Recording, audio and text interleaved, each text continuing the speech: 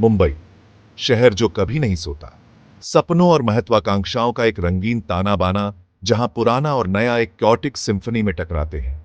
मसालों और समुद्र की खुशबू से भरी ह्यूमिड एयर गतिविधियों की निरंतर गूंज को ढोती है। मुंबई में जीवन एक बवंडर है, भाग्य और प्रसिद्धि का एक रिलेंटलेस परस्यूट।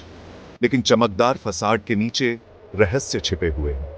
शहर के भूले हुए कोनों में परछाइयां छिपी रहती हैं, एक डार्क पास्ट की कहानियों को फुसफुसाती हैं। ऐसा ही एक रहस्य मालाबार हिल के अंत में स्थित भव्य पुराना हवेली है। कभी धन और शक्ति का प्रतीक, अब यह भूला हुआ और वीरान खड़ा है। इसका क्रम्बलिंग फसाड एक बीते युग की एक हॉन्टिंग रिमाइंडर है। लोकल्स इसकी दीवारों के भीतर अजीब घटनाओं, अनएक्सप्लेन्ड नॉइजेस और चिलिंग अपैरिशंस की कहानियों को फुसफुसाते हैं। हवेली एक भयानक सन्नाटे में टेरी गई है, जो उसके आसपास के बस्लिंग सिटी के बिल्कुल विपरीत है। हवेली का निर्माण 19वीं सदी के अंत में सर विलियम क्रॉफर्ड ने करवाया था, जो एक वेल्थी ब्रिटिश मर्चेंट थे जिन्हें एग्जॉटिक चीजों का शौक था। सर विलियम एक रहस्यमयी व्यक्ति थे जो अपनी लैविश पार्टीज और ओकल्ट के प्रति अपने फैसिनेशन के लिए जाने जाते थे। उन्होंने अपने सपनों का घर बनाने में कोई कसर नहीं छोड़ी।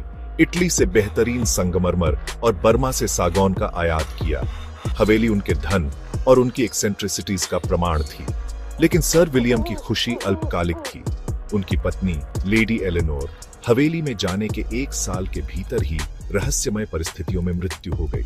कुछ लोगों ने फाउल प्ले की बात की तो कुछ ने श्राप की। सर विलियम खुद एक रिक्लूस बन गए, अपना दिन अपने स्टडी में बंद होकर बिताते थे, प्राचीन ग्रंथों और अजीब कलाकृतियों से घिरे हुए।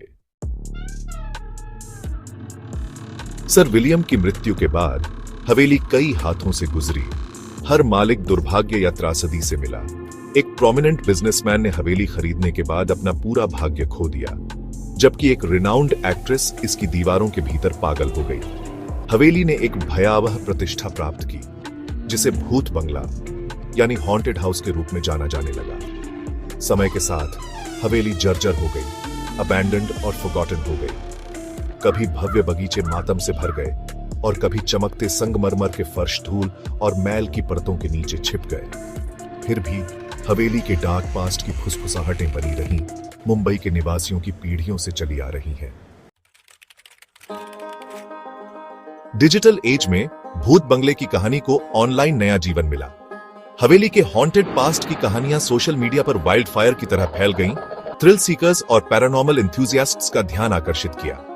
उनमें से एक आदित्य था, एक यंग और एम्बिशियस यूट्यूबर जो अपने चैनल आदित्य's एडवेंचर्स के लिए जाना जाता था, जहां वह अबैंडन्ड और रहस्यमय जगहों की खोज करता था।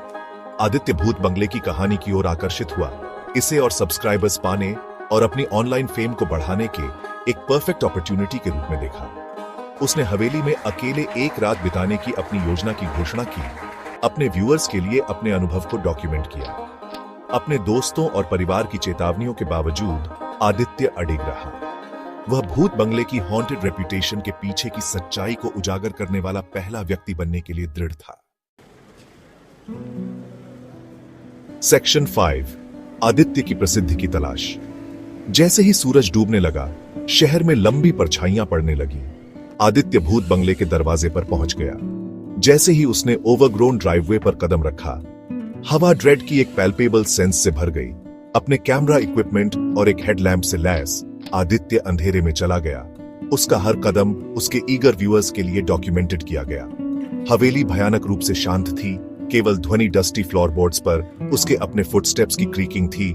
जैसे ही अंधेरे ने घर को ढंक लिया, आदित्य ने डिलैपिडेटेड कमरों की खोज की। उसका कैमरा हर फ्लिकरिंग शैडो और कॉबवेब कवर्ड कॉर्नर को कैप्चर कर रहा था।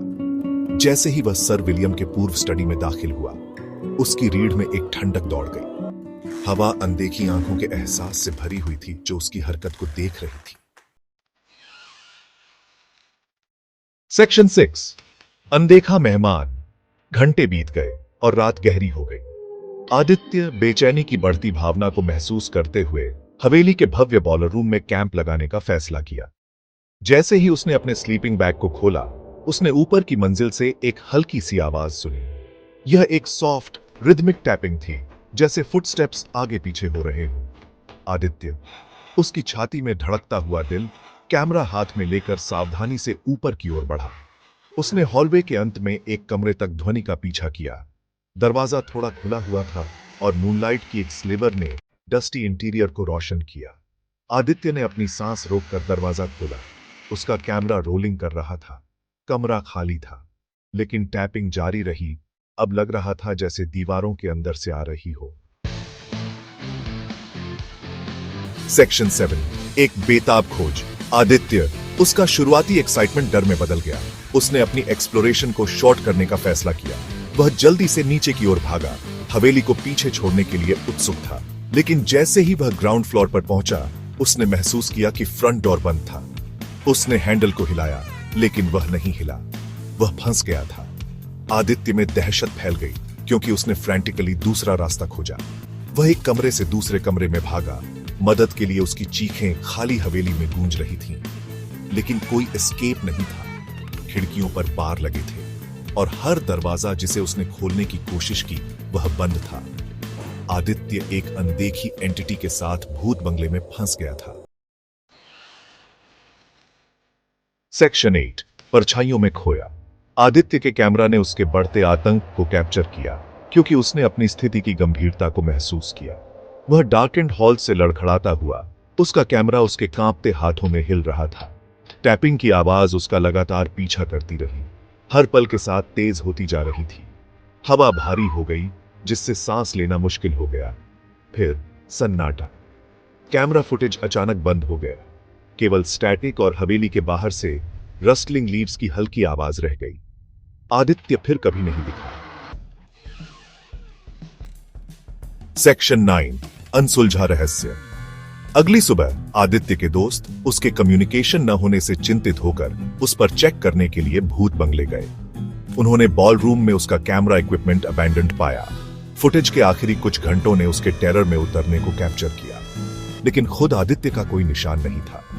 पुलिस ने हवेली और आसपास के इलाकों की तलाशी ली, लेकिन उन्हें मिसिंग यूट्यूबर का कोई पता नहीं चला। आदित्य का गायब होना आज तक एक रहस्य बना हुआ है।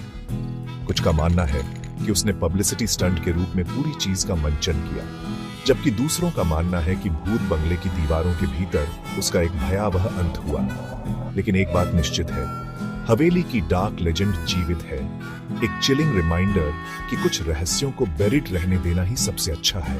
भूत बंगला चुपचाप खड़ा है, अपने रहस्यों का एक वॉचफुल गार्डियन, अगली अनसस्पेक्टिंग सोल के अपनी थ्रेशोल्ड पार करने की प्रतीक्षा कर रहा है।